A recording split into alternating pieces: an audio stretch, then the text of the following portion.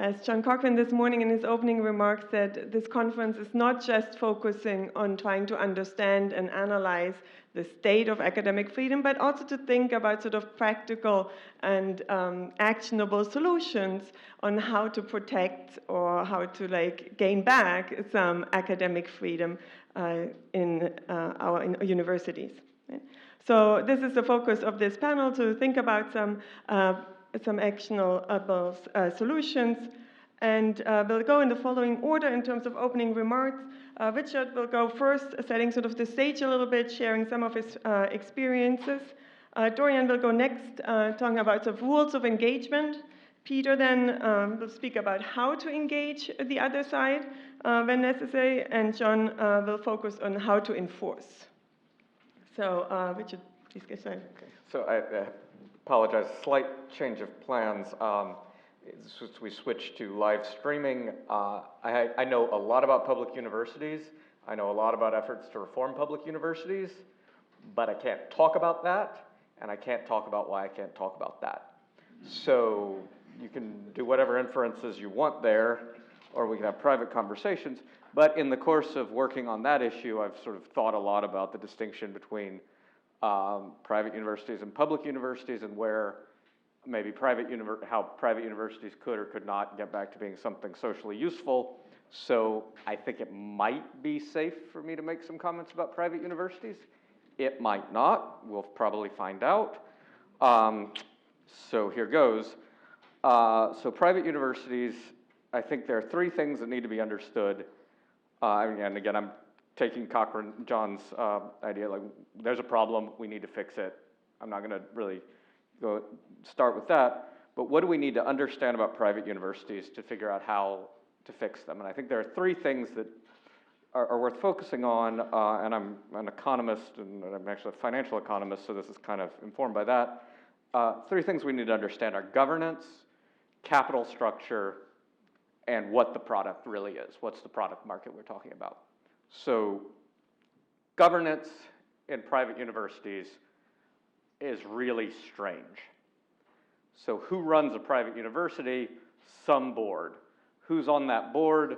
A bunch of, and I'm going to focus on elite type private universities because that's all anyone cares about really. So the boards, they're a bunch of people who don't know anything about universities. They're the only ones who have any actual authority to change anything if they wanted to. What do they mostly do? I think they're mostly, high-powered business types. I think that's right. And what are their incentives to change things at universities? Well, they have to do a lot of this kind of woke virtue signaling. They can either do that at their firms where it costs them money, or they can do it at the university where it doesn't cost them anything and they can just make other people's lives miserable. So what's the chances that your board is actually going to step up and do anything? It's basically zero, and there's huge problem. Faculty have a lot of independence, so they would need to really ride hard. That's not going to work. The capital structure, that means like the financial positioning, how do the universities fund themselves? What happens to a firm if it's just awful? It loses money and it goes out of business. We don't see a lot of firms that pile up billions and billions of dollars more of resources that they don't need just so they can hang around if they start to be terrible. That's exactly what a university capital structure looks like. No matter how awful these places get, they still have tens of billions of extra dollars that they don't need to make sure they don't go away. So the capital structure is insane. You would never structure a firm with this many agency problems, the much difficulty in managing that way. They need to be subject to some sort of bankruptcy. We're not there. We don't have a capital structure that could bring about reform. So that's, two strikes already.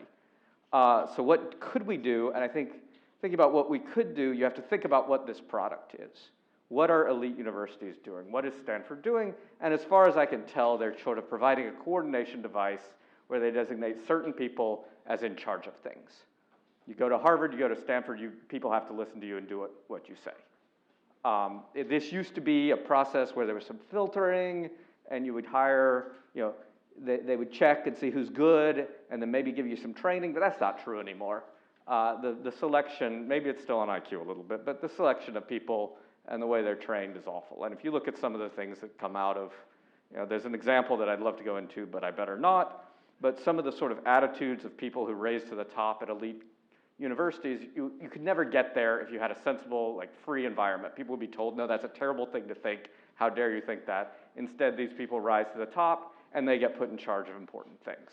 So what the university is selling is prestige, and by prestige, I mean a designation that you're the person who gets listened to in the future.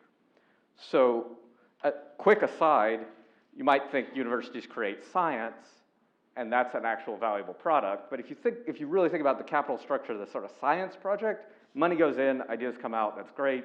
But what is the university doing in that process? Mostly they're just taxing it.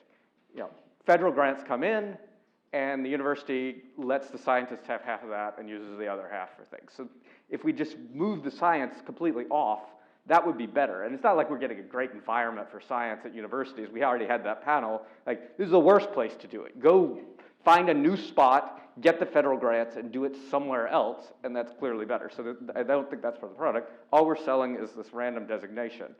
So what do? We can't, we have no capital structure approach. They're not going to go bankrupt. The boards are useless. They won't fix anything. How do we do anything productive here? Well, sorry, I should say, and they're really, the university, they're really not doing, the moment the universities needed to stand up for discourse and argument and all of that in the pandemic, I'd say they completely reversed. They just cracked down on any independent thought and just went straight to enforcing some zeitgeist orthodoxy. So we really need to do something about that. So I think there is a solution, and I think the solution is something along the lines of a tobacco company treatment. So how do we get, what happened to the tobacco companies? People turned on them. They were doing things that people didn't like, and it used to be, it would be great to go work for Philip Morris. Now it would be embarrassing. So we could do that. If we really put a lot of effort into showing what actually goes on at universities, we could get the brand to look like Philip Morris. And now Philip Morris is fine because they're selling something that's actually enjoyable. I mean, it's not great, but there's a reason people like nicotine. Universities are only selling their reputation. So if people really, if all we did was put all our effort into showing people what's really happening here, eventually that would kind of go away and they wouldn't be in charge of who's running things anymore. And we could come up with something else. I don't know what that looks like, but it's not going to be worse.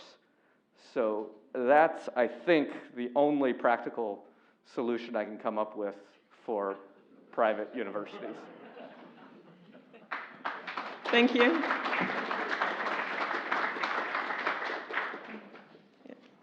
Okay.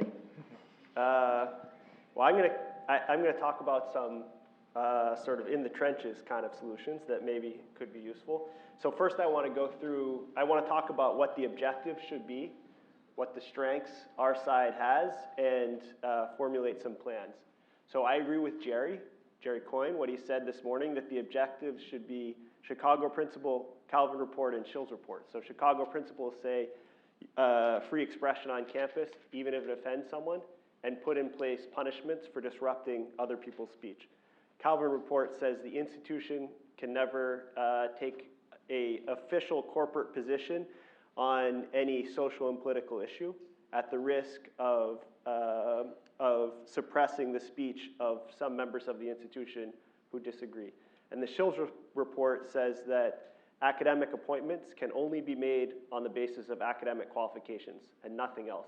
And the Shill's Report is actually what's keeping DEI statements out of University of Chicago hiring. So it has really important and immediate implications.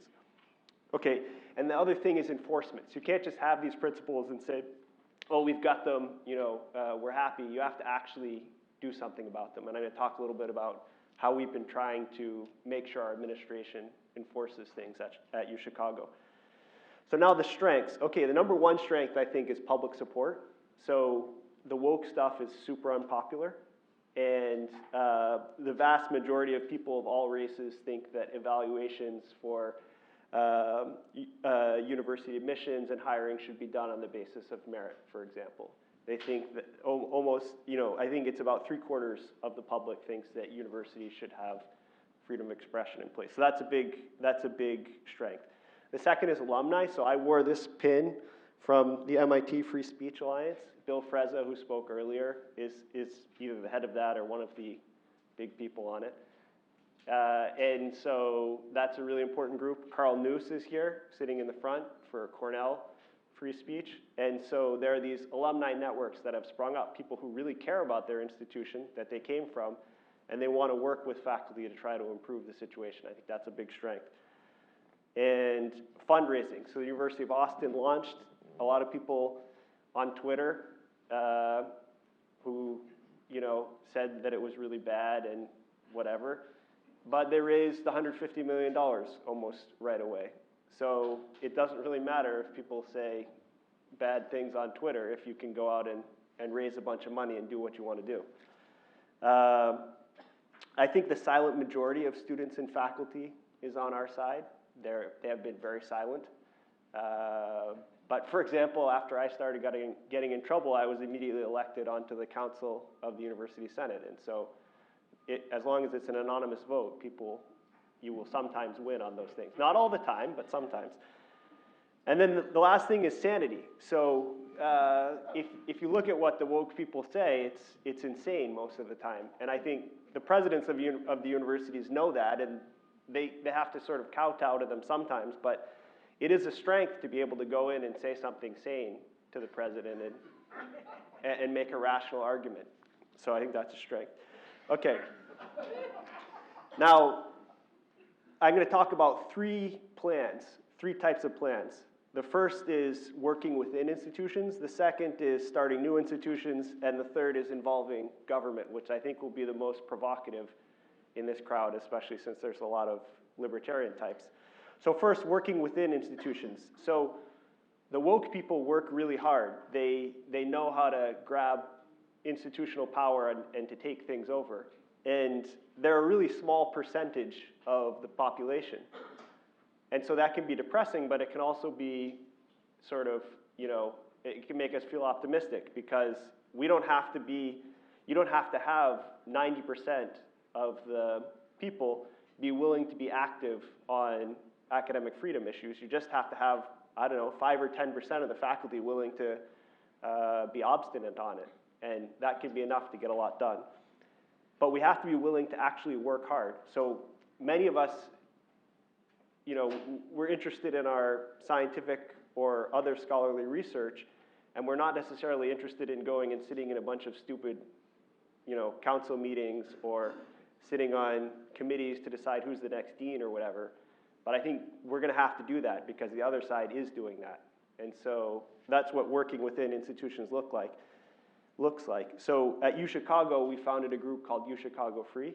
We have about 50 faculty members who are willing to put their names on our website and publicly say that they support the Calvin Report and the Chicago Principles. We have a listserv where we discuss these issues, which has been very useful to me. Rick, in particular, has a huge institutional memory, Rick Schwader, and has shared with us a lot of former speeches he's made and things that have happened in the past that not everybody would know about. And so these sorts of networks can be very useful. And we've also done practical things. So for example, we get people elected to the Council of the University Senate. Some of these things you just have to show up to win. And so we got to start showing up. And then the other thing is we had this Calvin Report that the university is supposed to be neutral on social and political issues that was respected until 2020. Then all of a sudden, it was just not respected. And so the provost sort of set the tone by repeatedly putting out statements about how we're supposed to think about social and political stuff. And then it filtered down, and every department chair was like, oh, I guess I got to do this now. And it just went crazy. And so we had kind of a 2-year battle to get these statements removed, that Jerry was one of the leaders of the fight. And it involved a lot of writing to the president, and eventually we had 3 meetings with the new president. And finally a process was set up where we can submit an issue to the dean when there's an offending statement put up, and the dean will order the statement down. And if the dean doesn't act, we go to the provost, and then we can go to the president. And we've started getting these statements taken down. And so far, we have a 100% rate. Every statement we've said is a violation has been taken down. And so that took 2 years of fighting, but we eventually got it to happen. And so, this stuff can be useful. And in terms of starting new institutions, I mentioned the University of Austin before. And so there's scope for sort of big projects like that, but also you can do little stuff. And so I founded this Substack, the Heterodox STEM Substack, and we get submissions from faculty and students, sometimes anonymous, sometimes signed, and people can sort of put out what they're thinking and what they're experiencing. I think that's been very useful to the community. And so you can try to just do something yourself, and maybe it works, maybe it doesn't work. And finally, the provocative, controversial idea. So some of these things might take more action, more collective action to get desirable results. And so I'm going to propose 2 potential ideas for discussion. I'm not necessarily advocating for them, but these are ways that the government could get involved that maybe during this conference we can talk about more. So the first is, we talked about the Chicago trifecta, the Chicago principles, the Calver report, and the Shows report. You could tie federal funding to adopting and enforcing these principles in some way, somehow like a Title IX kind of a thing. So that's one idea. And then the second idea is a way to enforce these is you could enable lawyers to file class action lawsuits if you could prove that a university was not following these. So one thing is you could tie funding to following them, but you could also sort of say, anyone who can, if you get insider information and you can prove that a university is not actually following these, then you can do a class action lawsuit, and every student who paid tuition that year gets their tuition refunded, or something like that. And so those are 2 sort of ideas. And I know there's a lot of lawyers and people who know more about this kind of stuff in the audience, but maybe there could be some discussion about that if we have time on this panel. So, I'm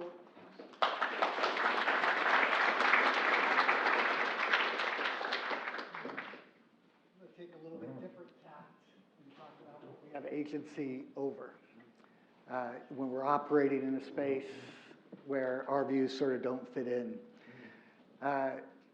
And I think I'm going to summarize it with sort of what I'll call the 3 C's, that we need to have courage, compassion, and community. And I think all 3 of those are super central to preserving the academic freedom that we're looking for. If we had courage, some people will think that because I've spoken up on particular things that I've got courage, and that is so many other things where I haven't spoken up and completely wimped out, and I think that that's true for probably everybody in this room. And I think it's really hard to have that. So I think figuring out a way to say, okay, it's worth it for me to do that. It's going to be a lot easier to do those things, though, if you have compassion. You cannot be seeing the other people as not redeemable. So to me, one of the best examples of engaging on what we're looking for is what FAIR does. And I think in particular that Daryl Davis symbolizes that incredibly well. The idea that, a black jazz musician can go talk to people in the KKK and get them to turn over their hoods. If you could do that, that's what we really need to be about. So I think that part of the reason I've been able to survive, given the views that I have, given the research that I've done, is because of my relationships with people who disagree with me. And I've got plenty of those people who I love and care about. And I've learned a ton from them. They say that, it's really bad for conservatives. But the reality is, I end up learning a ton because my arguments actually get challenged. And when you don't have those arguments get challenged, you're just intellectually soft. And it doesn't, I think that's a big barrier. You know, my kids go to a school that's a classical school, and they have what's called grammar, logic, and rhetoric. And I think a lot of times in an environment like this, we're really focused on the logic. But the issue of communicating those ideas in ways that other people can actually hear is huge. You know, I think about Jonathan Haidt's book quite a bit, and why is it that people believe what they believe, and the ability to describe that. I have faculty members who are warned before they come to join our faculty that I'm a racist. And that sucks, right? I mean, that definitely sucks. But I'm committed to having a relationship with these people, and so they know that that's not the case. Right? That requires me not just sticking to a demonization of the other side, but to put up with being called those things and engage anyway, and to love them anyway. And I think if we do that, that's how the battle really turns. I disagree with the mockery.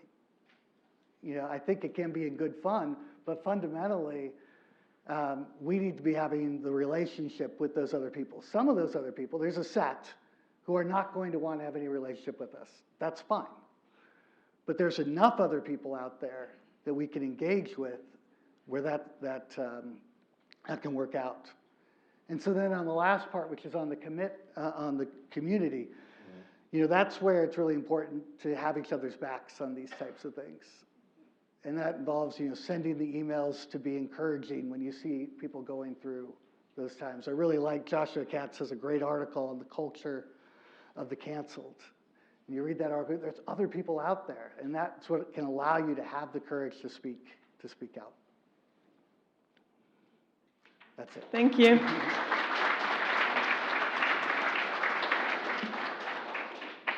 Okay, well, I think I'll open my remarks with a disclaimer, which is my focus is fairly narrow. The things that I'm working on are limited to freedom of speech on campus and not the larger governance issues. But I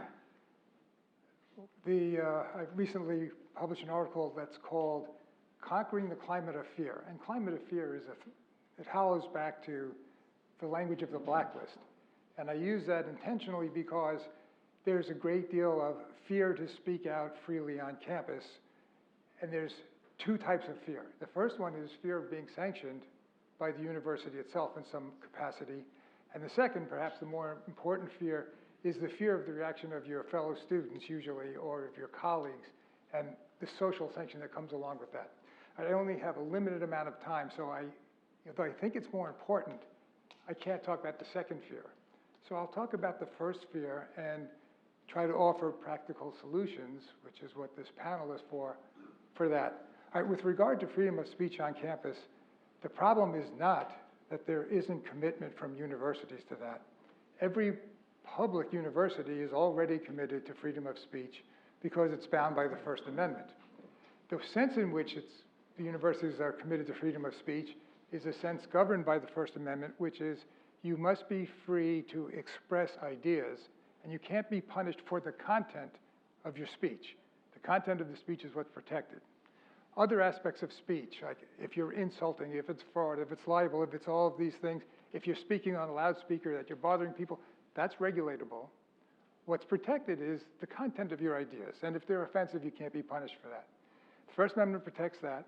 For private universities, it's basically the same. There's, I think, over 100 universities now that have adopted the Chicago principles. The Chicago principles were written by constitutional lawyers to make the restrictions of the First Amendment applicable to the universities. If the university adopts that, they voluntarily apply the same commitment to themselves. And even universities that haven't explicitly adopted the Chicago principles, if you look at their policy statements, they contain words like broadest, untrammeled, most extensive, unfettered. This is the language that they use to describe the commitment of freedom of speech. So universities are committed to freedom of speech. The problem is not the commitment. The problem is that the commitment's not enforced. Right? That's where we should be focusing our attention. Right? Think about it. The purpose of university speech policies is to restrain the actions of the university's administrators, the deans, the provosts, the presidents. Who enforces the speech policies? The administrators, the deans, the provosts, the presidents. It's not surprising that the enforcement is somewhat lax, right? You put the wrong people are in charge. The problem here is, I teach in a law school, I also teach in a business school. It's occupationally, I have to learn to look at incentives. So the problem here has a lot to do with incentives. There's no incentive for enforcement. I said to someone on the way in that many people who research this, who work on this, have to go out and research all of the instances of a lack of enforcement in other universities. I don't. I work at Georgetown University. I just have to go down a list of what we've done the last 7 years. There's great examples of why it isn't enforced. Instead of wasting time on that, I'll just read you an example. We get campus climate newsletters all of the time there's an update on inclusion and strengthening our campus climate. We're committed to free speech. We've adopted the Chicago Statement. Yet we get emails like this.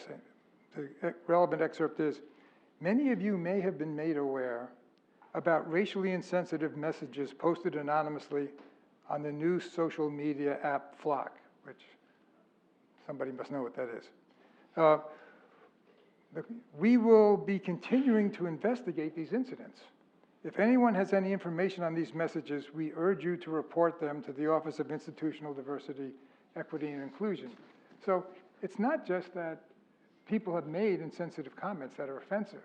It's that the university is investigating them and incentivizing everyone else to inform on the people who are saying the wrong thing.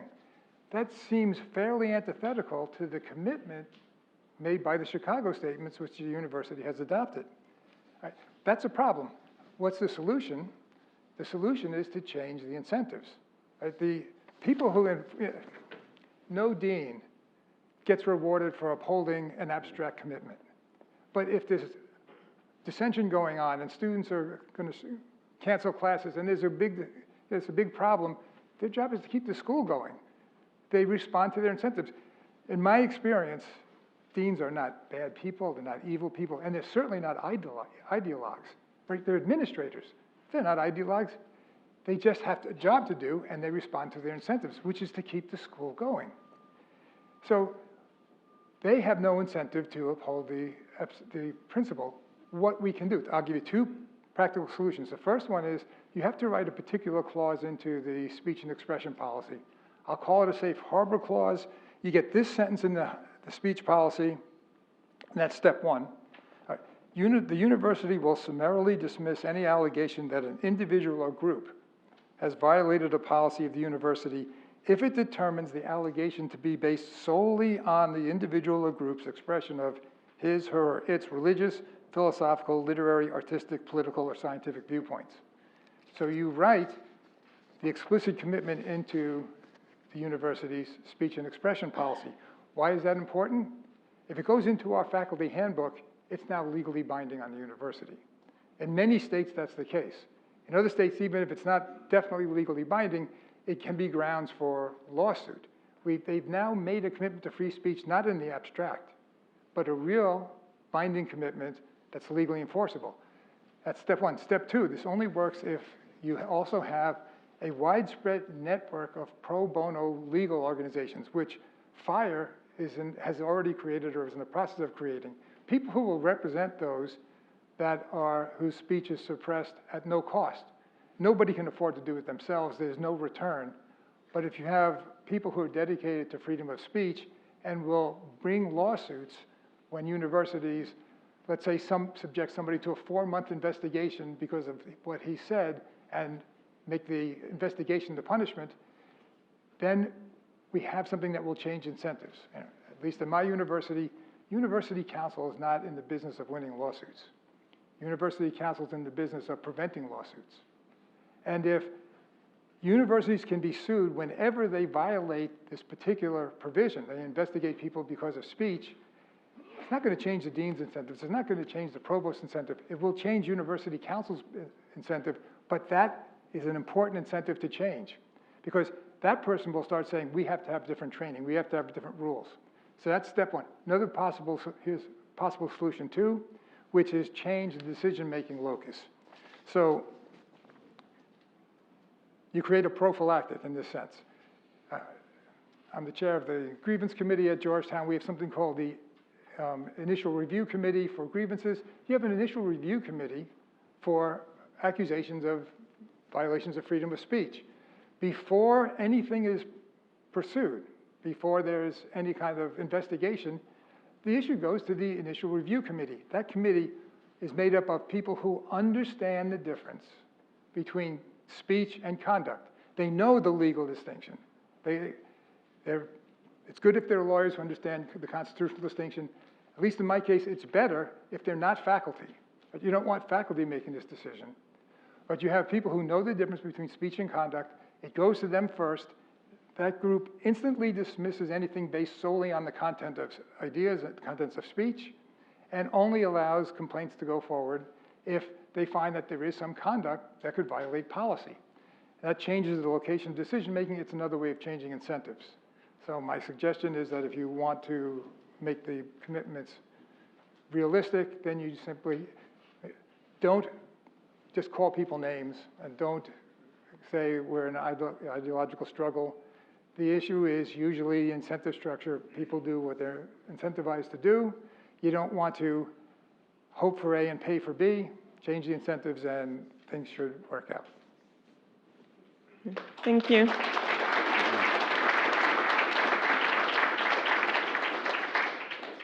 Richard, I was hoping to get your reaction, because obviously your suggestion was quite more extreme than many of the other practical solutions that your fellow panelists sort of made. So what makes you, I'm assuming you're pessimistic about the potential for success with some of these strategies. So what's your reaction? So I think the strategies themselves are good. What I do not see is any hope of actually getting them implemented, because there's nobody who actually wants to do that who has the power to do it. I mean, maybe the alumni do, but the alumni get ignored because it's not all of them, and their money can be replaced with money from more DEI-focused, there's way more money on the other side than on our side, so your alumni are not going to be able to force you to do it. The board is not going to do anything, so I don't know how you get to the point where these incentives are changed. I think we've run the risk of telling ourselves stories about how things are that are how we want them to be. Like if we reach out to the people, we can convince people, and I just don't see empirical evidence of that. It doesn't need, Chicago is sort of a holdout, but I don't see a lot of indication that we can actually get these things through at private schools. Anybody else wants to? Yeah, at least in my case, that's not, 100 schools have adopted the Chicago principles. They must have done, they did that voluntarily. Right, but so you can write anything down you right. want. You can carve that into a lake for all the good it does if you're not enforcing it. So then that means you could also get them to adopt safe harbor provisions. What I propose is to make the commitment self-enforcing. You can't make people do things that they don't believe in. It's self-enforcing. The individual whose speech is being attacked can sue the university. And the universities are afraid of lawsuit. It's a way of making it self-enforcing rather than trying to make people do something different at the top level. But now you're talking about change from the government. No. Well, who's going to make the lawsuits easier? Fire. They've already made a network of pro bono lawyers across the country who'll take these cases. There's no government. People whose speech is suppressed have been given a legal avenue for complaining to the problem at my school, I'm in the grievance committee, the people, they just leave because it's not worth it. There's no threat. But if you can bring a lawsuit against the university, and the university's afraid of that, things can change. Obviously, it can change because the schools adopt the Chicago principles. They can adopt this as well. Well, I mean, I'm the last person who's going to say that suing universities is a bad idea. But the policy change, I guess, so you think the policy change comes from the lawsuits, not a policy change voluntarily? And that, absolutely. That I'm more sympathetic to that I still don't think it'll work, but. Any other reactions before we open it up for Q&A? No? All right, then we'll go to Q&A. Please remember to introduce yourself and keep your questions brief. How do I turn that? Oh. Whoever has a microphone, that's sort of the determining factor. Okay. Yeah, I'm going to say something very partisan Can you here. please introduce yourself? Can you hear me? Yeah. Can you introduce yourself, please? Oh, I'm Amy Wax. I'm a professor at the University of Pennsylvania Law School. I'm going to say something very partisan here. I think that there is potential for the government to take action. I know conservatives and libertarians are reluctant to push that, and I understand that perfectly. But there is an effort on to get legislators interested in trying to reform higher education. And of course, the only legislators who are interested in doing anything like that are Republicans. Democrats are a total loss. The Democrats are not your friend here. They are not going to do anything to undermine wokeism or progressivism or the growth of DIE bureaucracies in the university. They are 100% behind those trends. So what can legislators do, Republican legislators? Well, there's lots, but I think the real model here is Title VI. Title VI says that universities, private, public, or otherwise, that want to receive federal funds must abide by certain rules. They can't discriminate on the basis of race, sex, et cetera, et cetera. One could leverage Title VI by imposing additional requirements, including every university taking federal funds must adopt First Amendment principles. Every university taking federal funds must write into its faculty handbook and its rules, the kind of rules that John Hasnas is talking about, that all complaints based on speech rather than action shall be immediately dismissed. They could empower private individuals to sue, require the appointment of university officials who, of course, we don't like bureaucracy, but I think this one bureaucrat we could tolerate, to oversee speech violations and complain to the Justice Department and enforce these rules. So I could go on and on. There are a lot of measures here, and Professor Abbot also has alluded to some of those that could be adopted if there was the power and the inclination to do that. What's your reaction to that? Yeah, so I forgot to mention one thing at UChicago. I filed 8 Title VI and Title IX complaints in the last year against programs that were illegally discriminating on the basis of sex or race. And I filed them to the Title IX coordinator, who was not particularly receptive to these complaints. So there were things like physics graduate student fellowships only for women, just as an example. But after a year of pressing her and emailing again and again, and it went through the university council, they admitted that 7 out of the 8 had to be removed and they were discontinued. And so those sorts of efforts can be useful. And if we could add more stipulations for academic freedom, I think that would make a big difference. Jonathan? I want to go back to Dorian's point, because I think that's... Can you also briefly introduce yourself? Oh, sorry, I did already. Jonathan Burke, Professor of Finance in the Graduate School of Business. Because I think of all the suggestions, the only one that was made that you could put in place right away is the suggestion of the class action lawsuit. And my question is, I don't really understand why this hasn't come up. So in the state of California, it's even stronger. There's a state law that does not allow a university or any institution to discriminate on the basis of race, gender, and you go down the list. I'm not sure Stanford does. Certainly University of California, Berkeley definitely does discriminate on that basis, right? And I don't think it will be that hard to prove. Now, if that's true, it means there are many people who were denied employment opportunities at that institution, right? Who you would think would have a pretty big, because getting a job at the University of California is a pretty prestigious thing to get. So if you don't get that job, that would be pretty costly. and you didn't get it because they violated state law, it would seem like the university's very exposed, and the University of California, Berkeley has an enormous endowment. So you would think that there would be lawyers would say, my God, there's some money here, right? I mean, I get these letters from class action lawsuits for nonsense, right? That the lawyers have made a lot of money out of. Why has that not occurred?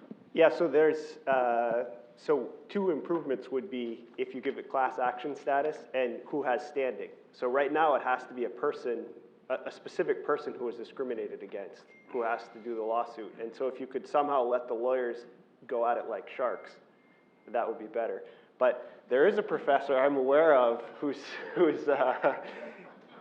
suing Texas A&M because of some discrimination that they engaged in. And I think but to answer your question directly, sorry for hemming and hawing, the real reason is you have to be a crazy person who doesn't care if you have friends to file such a lawsuit. And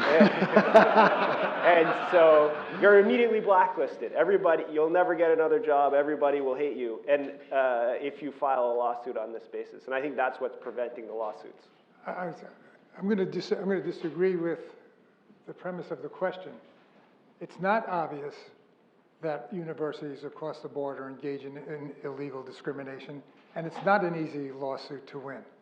I know from my own university, all of the materials they publish on this are scrupulously and carefully written to skirt legality and not cross the line. You know, we're allowed to engage in affirmative action and outreach. We're allowed to do all kinds of things to encourage minorities to apply for jobs in the school. We can't make the selection on these bases. That's what's illegal. And nowhere in the years I've been there has my university ever put out something that tells us to cross the line and do things illegally.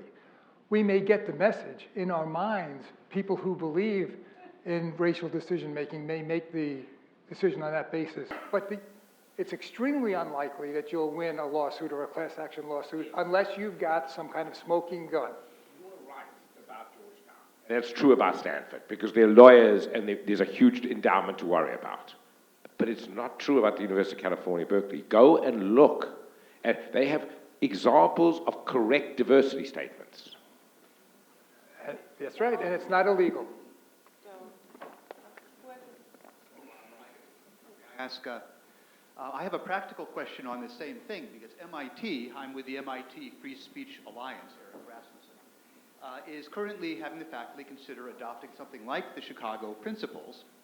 And I was trying to persuade the faculty who are doing this that all the grand general statements can be dropped if they would just put in, they agree that MIT will be bound by the same First Amendment law as state universities, and they don't get it. They don't get why that's more important than saying free speech is guaranteed to everyone in the world at an MIT. So how do you persuade engineering professors, say, that they have to get down to nitty-gritty with law? I spent 2 years doing that. You spend 2 years doing it. Right? Get used to explaining what the law is and what the words mean over and over and over again. And then after you get it through one group and it comes back wrong, you do it again, right? You could just say, we'll apply the First Amendment to ourselves. That's all it takes. But they don't know what the First Amendment means. The Chicago Principles are a way of saying, this is what the First Amendment means. All you have to do is adopt them. But it's not easy. Work inside a bureaucracy, work inside a university bureaucracy, which is worse. Figure it's going to take 2 years. It took me from 2015 to 2017 before Georgetown adopted it, and then they didn't enforce. Now I'm still working on it because then they wouldn't enforce it. Just put your head down and say, you know, I'm going to get this through. Yeah, my name is Christopher Nadon. I'm currently in the process of getting fired at Claremont McKenna College.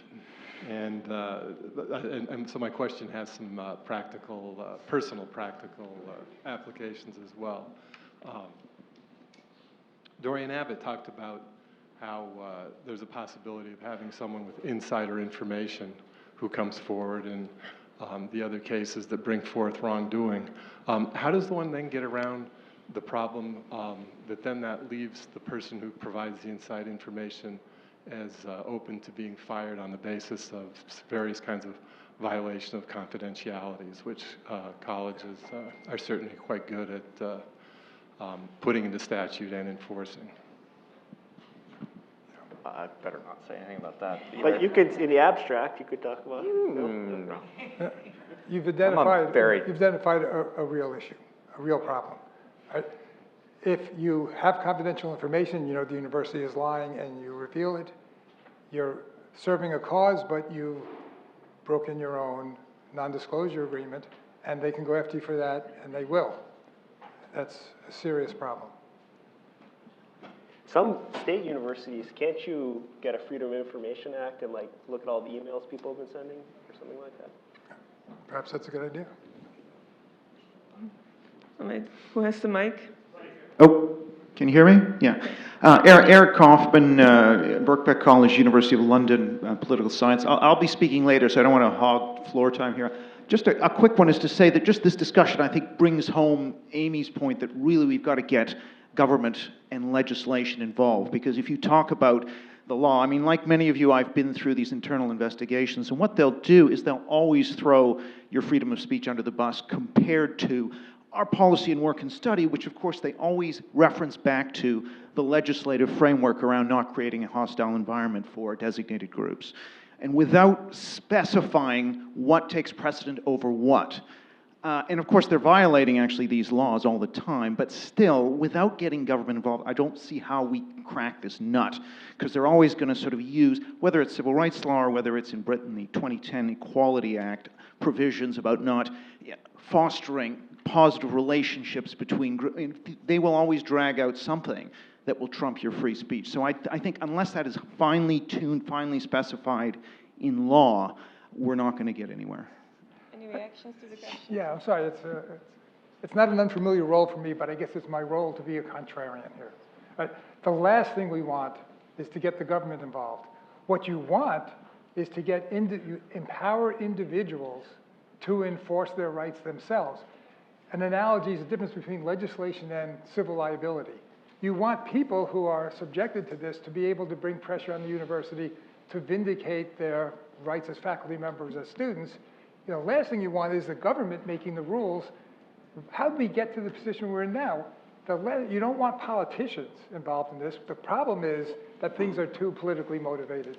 What you want to do is empower individuals to enforce their rights themselves, and you can do that by making the policies specific enough so that you can have a fire lawyer come in and sue for you in case your rights are violated. Carl Noyce, I'm representing the National Alumni Free Speech Alliance as well as Cornell Free Speech Alliance. And we're very proud of a gentleman by the name of Leonard Leo, who is a Cornell grad and founder of the Federalist Society. And trying to get advice from him, I had a very long conversation, and he listened to me for about an hour, and then he had 2 words of advice, which picks up on Richard's idea, and he said, brand tarnishment. And whether you're woke or whether you're on the right, I'm sure all faculty, regardless of what your political persuasion is, what's most important to you, if you're at Stanford, is that you're a Stanford faculty member, and you're extremely proud of that. You don't want that to be tarnished, regardless of what side of the political spectrum you're on. And so I wonder what the potential there is, and not that we need to tarnish the brand, but we've had some success at Cornell in particular of pointing out that Cornell is tarnishing its own brand. The administrators are tarnishing their brand. In particular, Randy Wayne was very important because they canceled Lincoln, and Cornell happens to be the owner of one of the Gettysburg Address in Lincoln's own hand, and a bust done of Lincoln in his last days of his life, and they canceled him. And once we threw a spotlight on that, a small group of people associated with the faculty and our group, it was amazing how fast the university capitulated. But unless someone threw a spotlight on it, it would have gone unnoticed and undealt with. So any comments on that strategy in terms of trying to turn things around?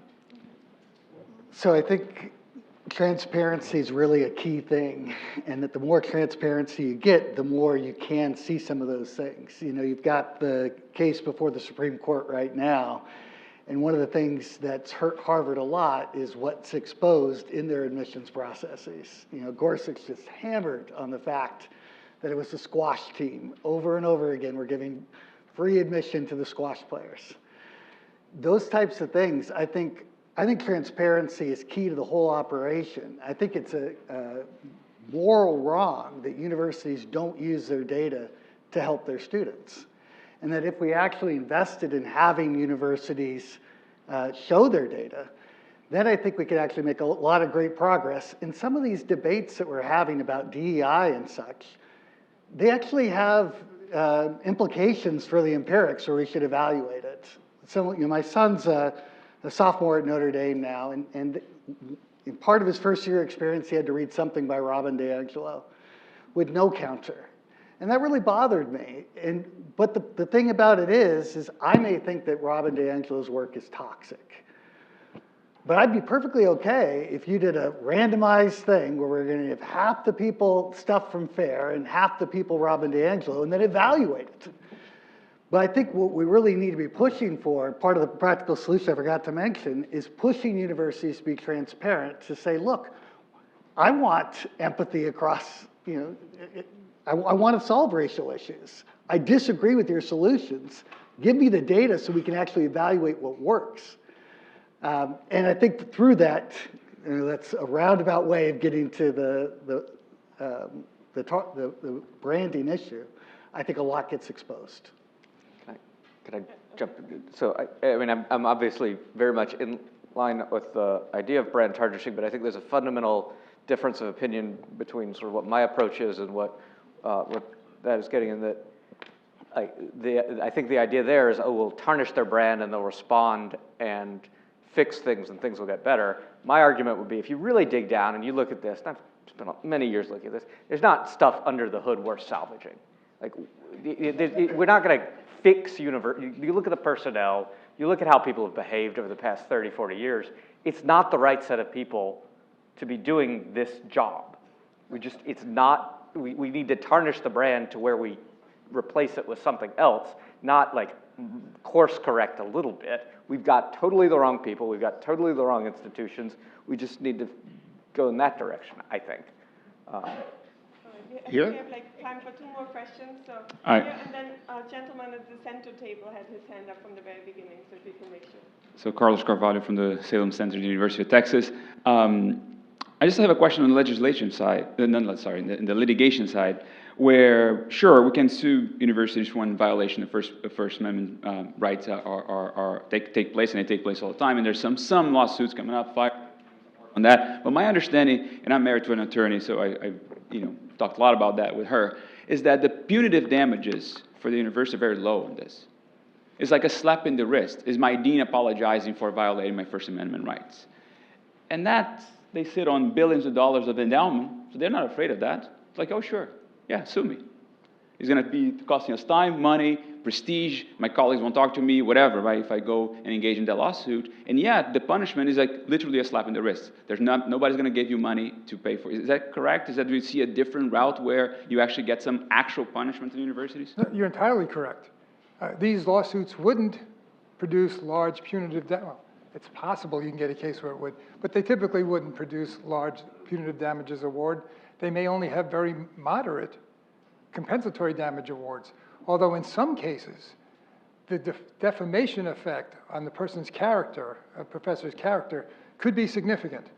But you don't need some massive punitive damage award in one case for this to have an effect, because if all of the universities have these policies in place, and every time somebody is punished for speech, there's a lot. University counsel is not about winning. It's about preventing lawsuits. Even if they're a couple of $10,000 a shot, you get the deterrent effect where the university, my counsel's always talking to us about how we can't do this, not because it's wrong, but because somebody might sue us.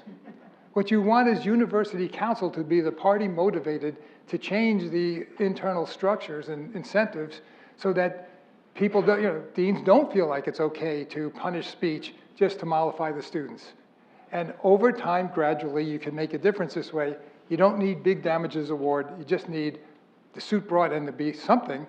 You can't do that now because of litigation costs, but FIRE is solving that problem for us by providing lawyers at no cost.